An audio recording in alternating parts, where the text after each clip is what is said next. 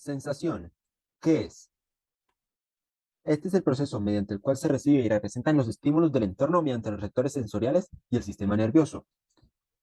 Es decir, la sensación es cómo nosotros interactuamos con el entorno y ese entorno a nuestro alrededor nos emite señales para que nosotros en sí procedamos a hacer el proceso de percibirlas e interpretarlas.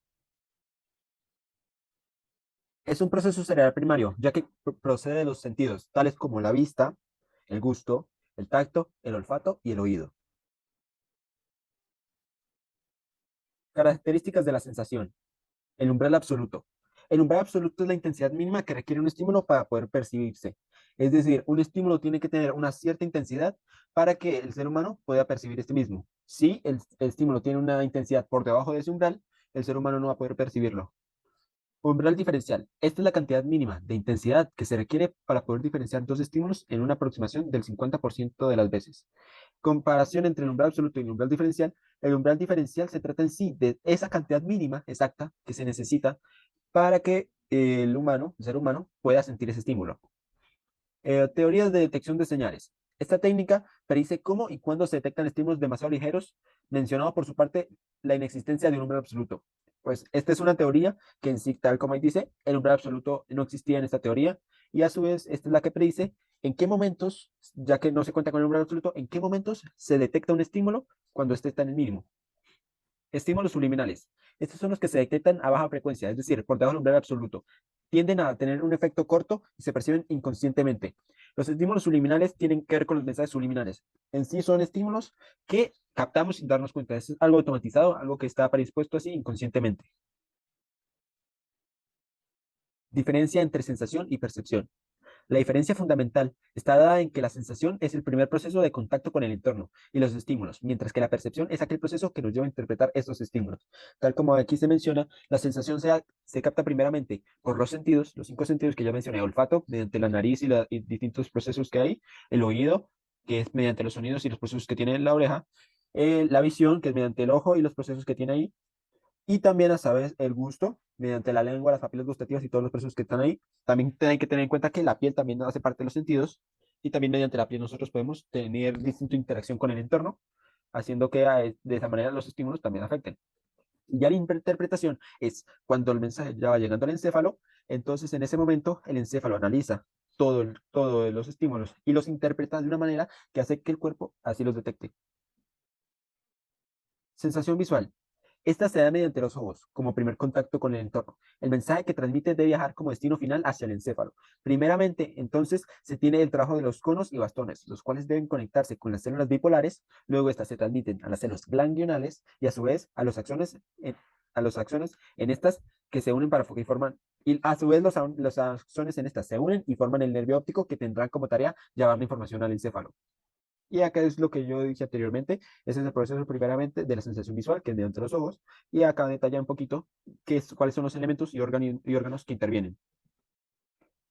Adaptación sensorial. Esta es la disminución que se da de la sensibilidad a causa de una exposición constante a cierto estímulo, ya que la frecuencia de excitación de nuestras células disminuye.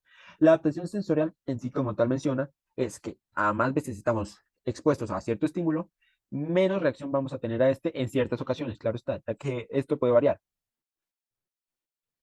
Y ahora sí, mucho gusto. Eso es todo. Hola, buenas. Mi nombre es Snyder Trena Gómez, estudiante de la Universidad de Investigación y Desarrollo UDI, del programa de Psicología. Hoy les vengo a hablar sobre la complementación de lo que son las sensaciones. Empezamos con lo que es la sensación auditiva. Eh, Cuando algo se mueve dentro del medio ambiente, genera una presión que crea una colisión, un golpe que separa las moléculas. Esta presión cambia la energía de cada colisión, las convierte en ondas sonoras, y estas ondas sonoras son expresadas en unidades llamadas Hertz para así que el oído las pueda identificar. El oído humano responde a frecuencias aproximadamente entre 20 a 20.000 Hz de sonidos. Las fases de este proceso son: en la primera etapa es una serie de vibraciones, que son las ondas sonoras que entran al oído externo y viajan por el tímpano, haciéndolo vibrar. En segundo, las vibraciones del tímpano hacen que los huesos del oído medio, que son el martillo, el yunque y el estribo, se golpeen entre sí, amplificando el sonido y llevando las vibraciones a la ventana oval y al líquido de lo que es la cóclea, en el oído interno. En el tercero es el movimiento de este líquido, da lugar a la movilidad de la membrana basilar dentro de la cóclea, entonces, para así seguir a la parte superior de esta membrana. Y en esta membrana está lo que se llama el órgano corti, que este está cubierto por fibras pilosas que hace que estas fibras empiecen a doblar por la vibración de la membrana y estimulen las células receptoras para así enviar las señales nerviosas a las células del nervio auditivo. Después, ya llegando a estas vibraciones al nervio auditivo, se llevan los impulsos al encéfalo y aquí, y esos impulsos ya llevas al encéfalo, el encéfalo es el que se encarga de interpretar de que si eso no es sonido y qué tipo de sonido es. Después sigue el sentido del olfato. Digamos, cuando una persona respira el aire, fluye por alrededor de 12 millones de células que detectan el olor y se localizan en la parte superior de la cavidad nasal. Los axones, hay millones de estos, y estos son los receptores que van directamente al bulbo olfatorio, donde este tiene cierta recodificación y para así el olfato poder adaptarse al tipo de aroma, de olor. Las fases de este proceso son: las moléculas de olor flotan en el aire y llegan a las fosas nasales. Se encuentran las neuronas que detectan todos los olores. Dentro de la nariz están las neuronas. Las neuronas transmiten esta información a los bulbos olfatorios sensoriales que se encuentran por detrás de la nariz, pero eso todavía no es parte del cerebro.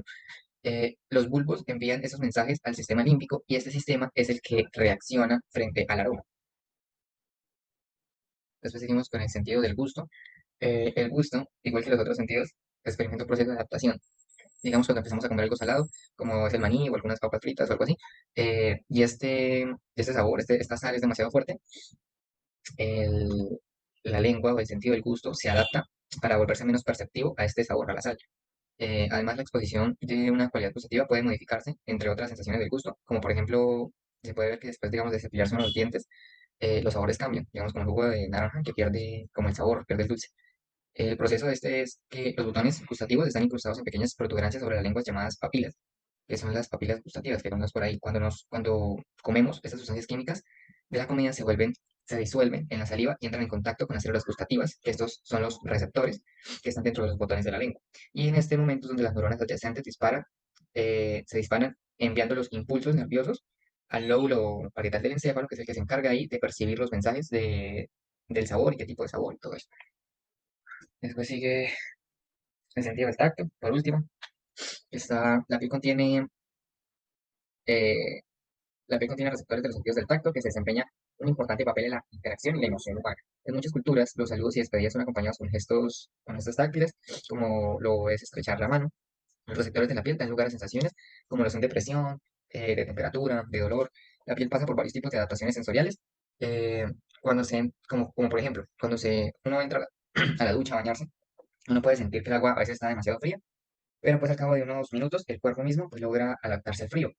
Aquí están algunas partes de la piel y la función de ellas, que son, digamos, lo que es el corpúsculo de Pacini, que está encargada de la presión. Tenemos el órgano de Ruffini, que está encargado de la percepción del calor. Tenemos los discos de Merkel, que también están encargados sobre la presión de la piel. Y tenemos lo que son las terminaciones nerviosas libres, que estas se encargan de percibir el dolor.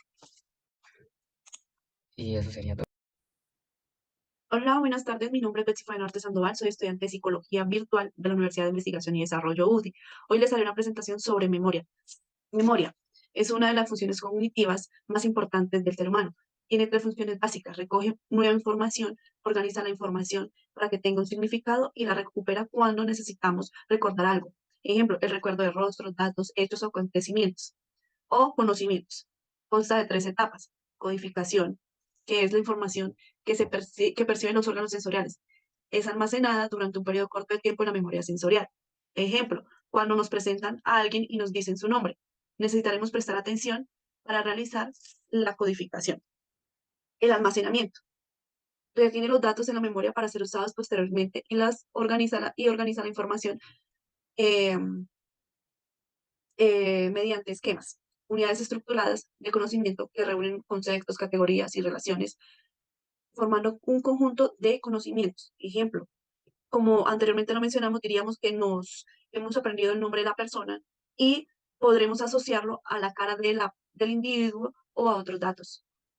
En la recuperación, cuando necesitamos una información pasada, lo que hacemos es acceder al recuerdo almacenado y recuperarlo siguiendo el ejemplo. Recuperaríamos el nombre de esta persona cuando volvamos a verle el próximo día o la próxima semana o el próximo mes. La memoria sensorial es muy breve y su duración oscila entre los 200 y 300 milisegundos y está formada por la información que recogen nuestros sentidos, como la vista, el sonido, el tacto, el gusto y el olfato. La capacidad de la memoria sensorial es muy grande y existe un subsistema para cada sentido. La memoria icónica, que registra la información en forma de iconos, como imagen o figuras, y la memoria ecoica, que registra sonidos y palabras. La memoria de largo plazo es la que nos permite almacenar información durante un largo periodo de tiempo. Está la memoria implícita, que implica un almacenamiento inconsciente. Puede ser el aprendizaje y la conservación de destrezas, habilidades, como peinarse o montar bicicleta. Estos procedimientos se automatizan y no precisan de una ejecución consciente. En la memoria explícita, el almacenamiento se hace de forma consciente. Contiene los hechos del mundo y los acontecimientos personales del pasado que son necesarios recuperar de una manera consciente. La memoria episódica nos permite almacenar una información de tipo autobiográfico y la memoria semántica implica información almacenada en la memoria a largo plazo, que esta no está relacionada con experiencias concretas o personales. La memoria del olvido. La relación entre memoria y olvido es incuestionable. De hecho, olvidar no es malo y es necesario y beneficioso. Para los psicoanalistas, el olvido es un mecanismo psicológico de defensa.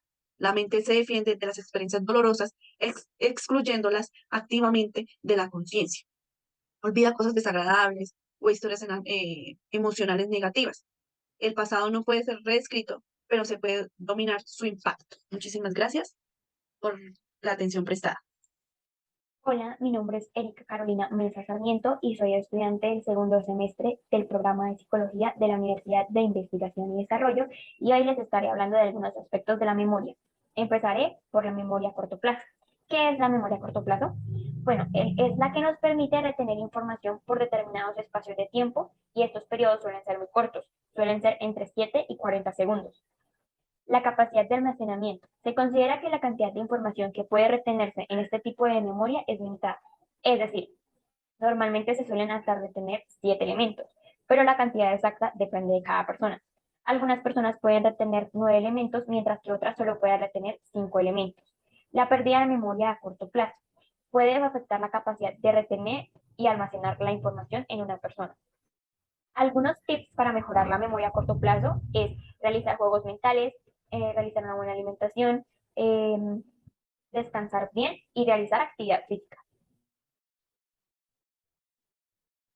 La memoria de trabajo es un conjunto de procesos que nos permite almacenar y manipular temporalmente la información para así de esta forma poder realizar tareas cognitivas como es el entender el lenguaje, leer, aprender o razonar. Las características de este tipo de memoria es que es de capacidad limitada, es activa y se actualiza constantemente y que está modulada. Su capacidad es limitada, es decir, como anteriormente lo mencioné, se pueden retener entre 5 más menos 2 elementos. Es decir, algunas personas pueden retener 5 elementos, otras 7 o otras pueden retener 9 elementos. Eso depende de cada persona. Que es activa. No solo esta memoria retiene la información, sino que la manipula y la transforma según sea necesario. Se actualiza constantemente. Es decir, los contenidos que se van archivando en esta memoria se van actualizando permanentemente. Está modelada por el córtex dorsolateral prefrontal, que es el encargado de la planificación y la organización. La memoria en el nivel de las neuronas. Bueno, nos dice que los recuerdos son un tejido de red neuronal. Este tejido está considerado que es una red viva. A medida que se almacena más información, esta red se vuelve más tupida, es decir, se vuelve más llena, un poco más cerrada por la nueva información que va llegando. Va cambiando de forma ya que las neuronas que la componen se van asociando entre ellas a medida que llega más información. Es decir, las neuronas se van uniendo unas entre otras o se van separando según sea su necesidad, según sea la necesidad de eliminar ciertos estímulos o recuerdos que ya no son relevantes para la persona o almacenar más información que se ha recibido recientemente que es necesaria recordarla próximamente. Las bases biológicas de la memoria. Tenemos que el prosencéfalo basal es el que ayuda a integrar la información que está distribuida en varias regiones del cerebro. El hipocampo y el lóbulo temporal es el que está relacionado con la memoria explícita. La corteza prefrontal y el lóbulo temporal es el que está relacionado con los recuerdos a corto plazo. Los lóbulos frontales y temporales son los que se relacionan con la memoria semántica. El hipocampo es el encargado de la memoria episódica, mientras que la amígdala está relacionada con la memoria emocional. Gracias por su atención.